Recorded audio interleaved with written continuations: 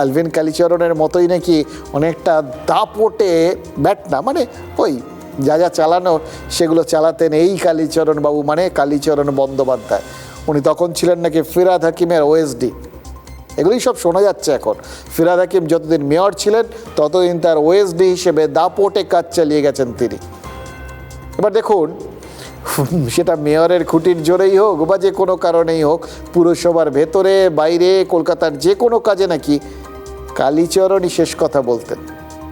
ভাবুন, এমন একজন মানুষ যার কথায় পুরসভা চলতো, তার সঙ্গে ক্যামাক স্ট্রিটের নামটা কি করে জড়ালো বলুন তো?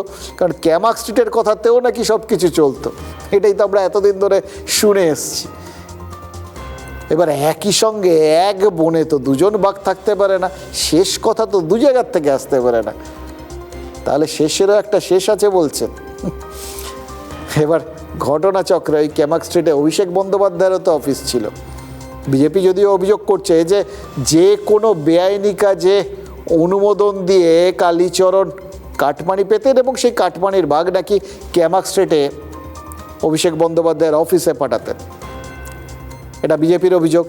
এবার ঘটনাচক্রে কালীচরণ যে টাকা পয়সা তোলেন সেই অভিযোগ কিন্তু অভিষেক বন্দ্যোপাধ্যায়ের অফিসের তরফেও তোলা হয়েছিল। কলকাতা পুলিশের কাছে কালীচরণের বিরুদ্ধে অভিষেকের নাম করে টাকা তোলার অভিযোগ করেছিল ওই অভিষেকের অফিস। এটা আবার কে তুললেন আজকে, কে জানালেন? অদ্ভুত। ওই বললাম না, আপনাকে এত রকমভাবে রাজনীতি বিভ্রান্ত করে দেবে, আপনি কোনো সোজা লাইনে ভাবতেই পারবেন না। আজকে কে বলেছেন জানেন এটা? মুখ্যমন্ত্রীর কথার জবাব দিতে গিয়ে আজ সেটা বলেছেন ওই ফিরহাদ হাকিম, কলকাতার প্রাক্তন মেয়র।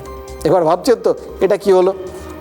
তার দিকে যেতে যেতে যে রাস্তা দিয়ে গাড়িটা ঘুরিয়ে ক্যামাক স্ট্রিটে পৌঁছে দিলেন মুখ্যমন্ত্রী, সেই গাড়িটাকে এবার যেচে ঘুরিয়ে অন্যদিকে কোথাও পাঠাতে চাইছেন, বা সেটার ওপর খোদার ওপর খোদকারি করার মতো স্টিয়ারিংটা আবার উল্টো দিকে ঘোরানোর চেষ্টা করছেন কেন কলকাতার প্রাক্তন মেয়র? কেন বলছেন এ কথা? আমাদের অদ্ভুত লাগছিল দেখতে দেখতে। বিভ্রান্ত আপনারা হচ্ছেন, আমরাও হচ্ছি।